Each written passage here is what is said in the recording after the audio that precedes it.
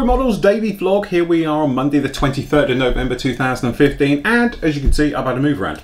Now I'm sat here for a while. This is Sid's spot, or the guest spot as you like. Normally I'm over that side and seeing down, but to be honest, I've ripped it all apart yesterday. We had a big clear up, gone through loads of stuff. As you know, that red tool chest I used to have behind me, or to my side, used to have everything in, but since I've got the black ones now, which are, you know, huge and vast and no problem, I transferred everything into there over time. So really it was redundant. I didn't need it at all.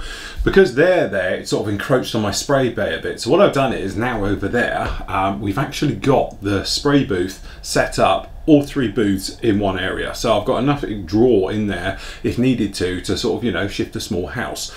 Mainly the primary one is going to be the big graphic air, which is the middle one. I've got the two smaller ones each side of it, but both of them could be used. The only drawback to them is actually there's no filter system off the back of them, but I don't think that's necessary really. I think the area enough, the graphic air one's got enough drawer just to get it all out. But it is nice because now if we've got any large projects we've done in the past, things like the Star Destroyer, the Iwo Jima, things like that, they never fitted in there and you get a lot of overspray all over the place. But with these running and all the rest of it, we should have no problem with that at all. And because of that, we've been cracking on nicely with this guy. Okay, so this is the Helix custom paint job, literally, because I didn't have the right color. So actually what we've done with this one is make up a bit of a mix from the Guns range. Love the Guns paints, go down really, really well. Works extremely well with Stynylrez res to the point where everything's very glossy, because Stynylrez res by its nature, very nice and gone through. So part 4 we're on at the moment is up ready on the site now for you to watch. It covers literally everything apart from the weathering processing, because of this one I've bleached a little bit, we've darkened up, we've done a little bit of mottling work on this one just to break it up a little bit before we get the decals down onto this one. But it's going to cover everything. So you're going to cover obviously the primer stage going down using the Stynylrez res, and then obviously it's going to cover right the way through then pre-shading. We talk about that. I'm still a big fan. I know there's a lot of doubters out there who don't like it, but it works for me.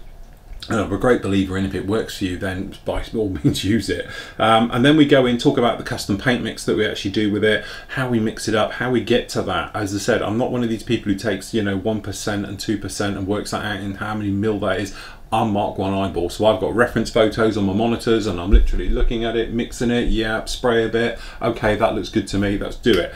And I think it turned out really, really well. So we've got the grey on the bottom, this custom mix on the top, and to be honest, this is all ready for decaling now tomorrow, so we can get the decals on it, get them sealed in with a flat coat, and then come in with further weathering. So obviously more bleaching, more fading. I'm going to take the sanding stick to it just to give it some edge, to cut into it a little bit, and generally give it that sort of wear and tear look that the sort of, you know, Ukrainian or the Warsaw Pact type aircraft used to get, you know, that sort of warmed down, used and abused look that they're so famous for. But generally still loving it, working really, really well, going together. We've done the rotor head, we've got them painted up, we need to get the blades painted and put those on as well. But generally it is actually coming together really, really nicely. So by the end of the week, hopefully that will be done, and then it'll clear the way obviously for next month, and then obviously into the Star Wars stuff. So I have made the decision now that we're actually going to put the Terminator on hold, and it would be my first build after the Star Wars stuff. So straight into the new year, it's going to be straight on with the Terminator. It's going to be my first bit of armor as we go through, and then obviously I'll throw open to you guys of what you want me to build next to go alongside the Terminator.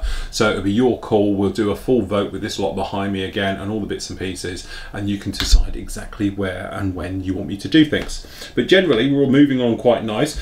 I had a look because, you know, I couldn't wait. This is Rebels Millennium Falcon 1/72nd scale, and I was comparing it to the Bandai one. That's why I've got this one out, to put them side by side just to see what the difference is in the details and all the rest of it.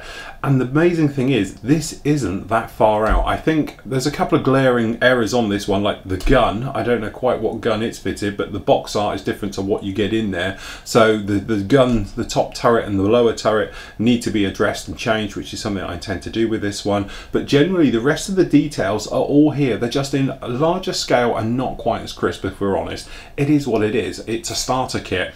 But all the hoses are on, all the shapes are correct, they're all in the right place. It's not like they've just done a generic that'll do. This is correct. Okay, so all the parts are all there. It's just, you know, it would have been nice if these grills at the back were a little bit more refined and all the rest of it. Some of the areas are a little bit chunky and clunky and all the rest of it, but they are all correct, which is the amazing thing. And I know so many people doubted these kits and they were like literally, oh no, they're horrible, it's not right, it's correct, it's like, you know, they're just rubbish, they're just kids' toys. Join me next month, because what I'm going to do is I'm going to prime this completely and start again and talk about obviously weathering techniques, and we're going to use this one as our focus for showing about using things like different types of weathering for sci-fi, which is slightly different from other things. It tends to be broader strokes and everything else. You're going for overall effects rather than sharpness and detail, but I think we can do a lot with these. So if you're a bit like me and you prefer that thing of, you know, just getting on with it and getting into the painting and the weathering stage, and you're not too much in your building, then these things are absolutely fantastic. Because as I said, we've looked at this one, we've got a 35th scale, the TIE Fighter, we've got the other TIE Fighter up behind us, which I think is 1/48th, and all the rest of it. The detail on them isn't too bad at all, and I must admit, having had a good look at this one now, put it up against the Bandai one and all the rest of it, it's not that far out, and I think you can do a lot with it, especially if you wanted to go down the route of lighting, LEDs and all things like that. So don't dismiss these kits, especially if you are more into painting and weathering and things like that, because you can do a lot with them. So that's about it for me. Obviously tomorrow we're back with your questions and answers and all the rest of it, and also tomorrow what I'm going to do is give you a guided tour around the place, slightly better now. Now we've had a move around and I can show you properly the spray booth. At the moment it's got a lot of this in there and all the rest of it, so I'll show you that on tomorrow's Q&A. So until tomorrow everybody, happy modelling, take care.